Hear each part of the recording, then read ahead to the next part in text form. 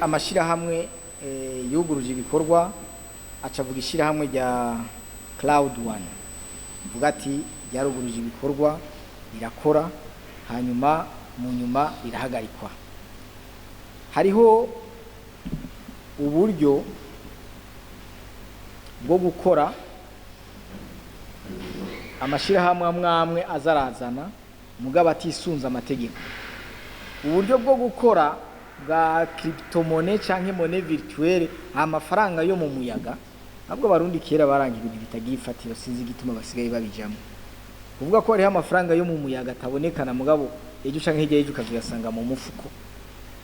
Ubu buryo ibanki nkuru ya Republika y'u Burundi ntibwemera kuko abaza ntibaza bisunga ibwirizwa rihari rijanye ingene amafaranga ashobora kuzunguruka biciye mu buhinga ngurukana mu bumenyi.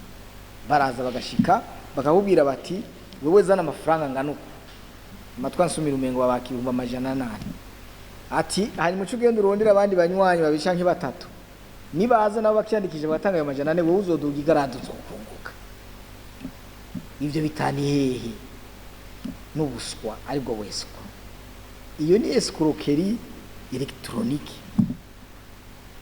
kandi abo bantu koko mugende mu barabe nibabere ku rupapuro rwa BERP ubwo namuntu ashobora gukora ikintu kijanye n'amahera adafise autorisation ya BERP bakaba barufise egwatanzwe bidakwiye nago nyene rurahagarikwa kuko ntidushobora kwemera yuko abene gihugu bibwa kira noneho nta nubwo bafise. Twarabonye udupublicité abantu bagira abantu bari batanguye kuja kugurisha inka abandi bagurisha itongo ngo baronke ivyo bihumba amajana ane bazoduga igarade baronke miliyoni 4 naho bozikura. Mbego yatanze ukabura uwundi rukitaza nawe wewe gwawe ntumva kwaca herayo. Tuboneye akaryo rero kukumenyesha bene gihugu nibasubire guhendwa babona ibintu imbere yuko bavyinjiramo nibabanze babaze batohoza ikintu kigutuma ukura amafaranga yibawe mu mufuko n'ikintu kinini kibwirizwa ko ari ikintu ubona yuko erega ubundi abantu mu kugura bagura ikibona ndashi urampa nanje nkaguha mugabo kumbwira ko nza kuguhira akizine hama ngaca ngenda kwicara muhira kuja kurondera abandi bazitanga ngo ugutuje abakwambuye. Abantu rero babe maso ntihagire rero usubira kuzana amaspekulation ibishobisho bitahari nibareke amatohoza kore umuntu wese azoza aje guca mu ryahumye abene gihugu b'abarundi ngo abanyage uyazoburizwamo. Si Cloud One yonyene hariho n'izindi zahagarizwe kubera kitubwirizwa gukorana n'abatanga izo mpusha bitubwirizwa gukorana n'abatanga izo mpusha kuko umwe wese arafise amabanga igihugu cyamushinze. Hariho amategeko arekurira umuntu umwe wese gukora imirimo mu gihugu cy'u Burundi uko niko dukorana n'abantu bose duhurira rero kuri iryo tegeko. Iryo tegeko riba rikomoka ku ibwirizwa nshingiro. Ibwirizwa nshingiro rifise yandi mabwirizwa arishira mu ngiro. Amabwirizwa azanwa mu namashikiranganje akajana mu namashinga amateka agasimwa n'umukuru w'igihugu. Hanyuma hakaba n'amategeko y'umukuru w'igihugu asinya n'amategeko nshikiranganje asinywa.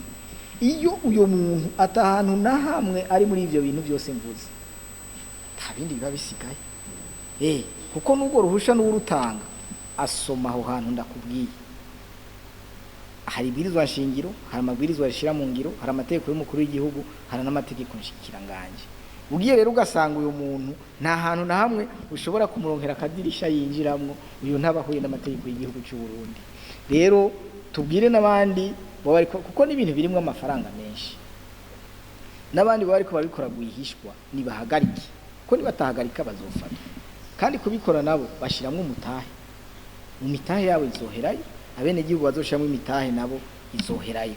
Rero nta gitangaza kirimo kubona abantu bashobora kuza bakagira show twita show bakagenda bakarengana kuryo umuntu bashobora kuorganiza ubukwe bwiwe tukamubona agenda yorganije ubukwe bwiwe nta ngorane twe nta kibazo tuba turagira mu cikanganje bw'umutekano ko abantu bashobora kugera muri administration bagasaba uruhusha batejo tuzoca muri ribarabara tugira ibi nibi nta kibazo tuba turagira. Ikibazo kiza kuza dusanze ivyo bintu birimwe amahinyu bidakurikije amategeko naho baba baragize izo defile zabo ntaco biba bikimaze.